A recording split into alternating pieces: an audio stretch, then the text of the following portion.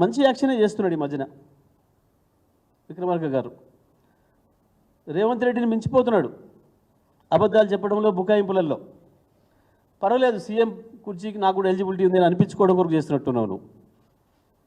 ఎందుకంటే మా అధిష్టానం ఇట్లా చెప్తేనే ఇచ్చింది కదా అవకాశాలు, అబద్ధాలు చెప్తే బుకాయింపులు చేస్తే నేను కూడా అవే నేర్చుకోవాలి కాబట్టి అని చెప్పి డబ్బులు సంపాదించడంలో కూడా పోటీ పడుతున్నట్టుంది రేవంత్ రెడ్డితోని.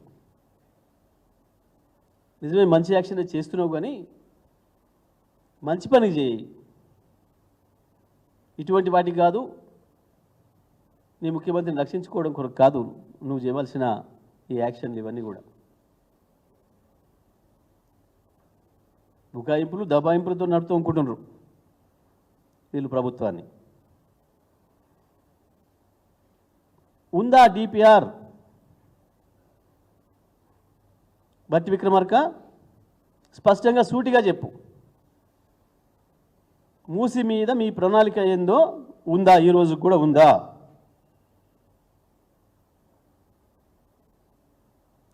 కూలగొట్టడం కొరకు కేవలం హైడ్రా తప్ప నిర్మాణం చేయడానికి కావాల్సింది ఏందో ప్రణాళిక మీ దగ్గర ఉందా?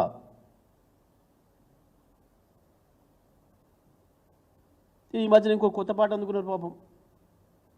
నల్గొండ జిల్లా మీద ప్రేమ వచ్చిందట వీళ్ళకు. తాగే మూసి నీళ్లను మురికి నీళ్ళుగా మార్చింది మీరు.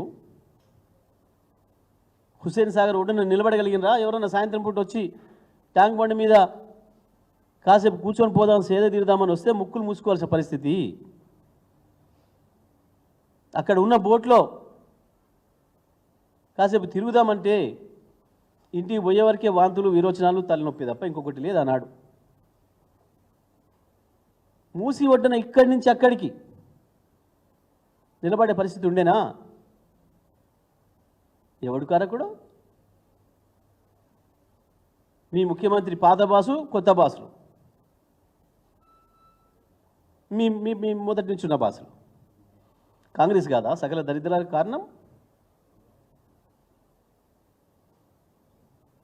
ఉమ్మడి నల్గొండ జిల్లాతో పాటు ఈ రాష్ట్రం మొత్తానికి ఫ్లోరోసిస్ తెచ్చిన పాపం మీదే కదా. తీద్దామా? 1956 నాడు ఈ రాష్ట్రంలో ఫ్లోరోసిస్ ఎక్కడుంది? 2014 నాటికి ఎంత దాకా విస్తరించింది? ఎప్పుడు పుట్టింది, ఎక్కడికి విస్తరించింది?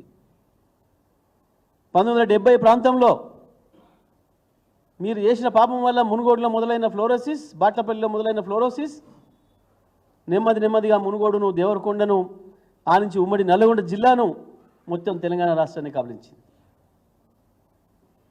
ఎవరిది పాపం? మీది కాకపోతే? కేవలం 2014లో మాకు అవకాశం ఇస్తే, కేసీఆర్కి అవకాశం ఇస్తే ప్రజలు 6 ఏళ్లలోనే కదా ఫ్లోరిన్ భూతాన్ని తరిమి కొట్టినాం.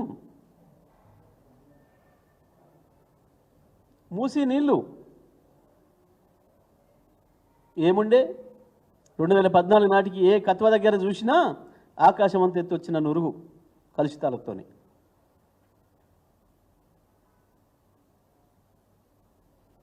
ఇప్పుడు కదా గత 5-6 సంవత్సరాలు కేటీఆర్ గారు పురపాలక శాఖ మంత్రి అయిన తర్వాత హైదరాబాద్ పైన ప్రత్యేకమైన దృష్టి పెట్టి ఈ మురుగునీటిని ఏ రకంగా ఆపాలి, ఈ కాలుష్యాన్ని ఏ రకంగా ఆపాలి, మీరు పెట్టిపోయిన పరిశ్రమల నుంచి వచ్చిన వ్యర్థాలు నాశనం చేస్తుంటే ఆ వ్యర్థాలని రానియకుండా చేయడం కొరకు మూసీలోకి దానికి ఒక ప్రత్యేకమైన కార్యాచరణ. హైదరాబాద్ నగరం మురికి నీరు ఏదైతే మూసీలకు పోయి కాలుష్యం చేస్తుందో ఒక్క చుక్క కూడా, ఒక్క లీటరు కూడా డ్రైనేజీ నీళ్ళు చక్కగా మూసీలకు పోవద్దని చెప్పి దాని కొరకు 2000 MLD మురుగునీటిని పరిశుభ్రం చేయడానికి కావాల్సిన పద్ధతుల్లో మొత్తం ఎస్టీపీల నిర్మాణం జరిగింది కదా. మొన్న మా కేటీఆర్ గారి నాయకత్వంలో హైదరాబాద్ ఎమ్మెల్యేలు, రంగారెడ్డి జిల్లా ఎమ్మెల్యేలు అందరూ పోయి చూపించి చెప్పొచ్చారు. మీకు సోయి లేదు. సుందరీకరణ అంటే ఇండ్లు కూలగొట్టడం కాదు, గుడిసెల్ని కూలగొట్టి ఆకాశార్మ్యాలు కట్టడం కాదు, ప్రక్షాళన అంటే ఇండ్లు కూలగొట్టడం కాదు. ముందు దాంట్లోకి ఎక్కడి నుంచి మురుగు వస్తుందో, ఎక్కడి నుంచి కాలుష్యం వస్తుందో వాటిని అరికట్టడం అనేది మొదటిది. కేసీఆర్ గారు చెప్పిన మాట ప్రకారం మూసిని సుందరీకరించడానికి, మూసిలిని ప్రక్షాళన చేయడానికి కావాల్సిన కార్యాచరణ ప్రారంభమైంది మా ప్రభుత్వ హయాంలోనే.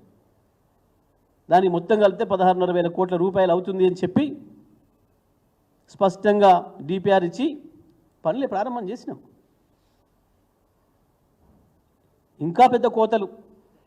నల్గొండ జిల్లా రైతులకు మంచినీళ్ళు వద్దా? మీ ముఖానికి మంచినీళ్ళు అప్పుడే ఇచ్చినాం. ప్రతి ఊరికి, ప్రతి ఇంటికి మంచినీళ్ళు ఇచ్చినాం. దాంతోనే క్లోరిన్ పారదోలినాం. ఇవాళ సాగునీళ్ళల్లో మంచివి ఇవ్వాలి. సాగునీళ్ళు కాలుష్యం లేని సాగునీళ్ళు కావాలి. దాని కొరకు కూడా కేసీఆర్ గారు ఆ రోజు ప్రణాళిక చేసినారు. కాళేశ్వరం నీళ్లు ఏదైతే కొండపోచమ్మకు వస్తున్నాయో, కొండపోచమ్మ నుంచి ఉస్మాన్ సాగర్కి, హిమాయత్ సాగర్కి రెండింటికి కావాల్సిన ప్రణాళిక 1,100 కోట్ల రూపాయలతోని ఆనాడు క్యాబినెట్లో ఆమోదం తెలియజేసినాం. ఆమోదించింది క్యాబినెట్. 1,100 అంటే 1,100 కోట్ల రూపాయలు చాలు. ఆ రెండు చెరువులకు నీళ్ళు తీసుకొచ్చి మూసిని మళ్ళీ గతంలో 1956 కంటే ముందు ఏముండెనో ఆ పద్ధతుల్లో పరిశుభ్రమైన నీళ్లను చివరి వరకు పంపడానికి కావాల్సిన పద్ధతుల్లో, ప్రక్షాళన చేయడం కావాల్సిన పద్ధతుల్లో అన్ని ఏర్పాట్లు చేసినాం. మేము ఒకటే ఛాలెంజ్ చేస్తూ ఉన్నాం, మీకు చేత కాకపోతే మేము అదే ఖర్చు మీద ఆ 2 ప్రాజెక్టులు పూర్తి చేయడానికి సిద్ధంగా ఉన్నాం. ఇస్తారా మాకు? మేము కేటీఆర్ గారి నాయకత్వంలో ఆ రెండింటిని, ఏదైతే కొండపోచమ్మ సాగర్ నుంచి హిమాయత్ సాగర్కు, ఉస్మాన్ సాగర్కు నీళ్ళు తీసుకొచ్చే కార్యక్రమం, అదేవిధంగా మూసి ప్రక్షాళన, సుందరీకరణ, ఈ రెండింటిని కూడా 16,500 కోట్లతోని చేయడానికి మేము సిద్ధంగా ఉన్నాం. ఉందా దమ్ము? ఇవ్వండి. మీరు అట్లనే ఉండి మాకు అవకాశం ఇవ్వండి, చేస్తాం. నేను ఛాలెంజ్ చేస్తున్నాం. కట్టిన ప్రాజెక్టులతో నీళ్ళు ఇవ్వడం చేతగాలే, మేము ఇచ్చిన 24 గంటల కరెంటుని ఇవ్వడానికి చేతగాట్లే, 1,10,00,000 ఇండ్లకు మేము ఇచ్చిన మంచినీళ్ళు ఇవ్వడం చేత కావట్లే, 1,50,000 కోట్లతోని మూసి సుందరీకరణ చేస్తాడు.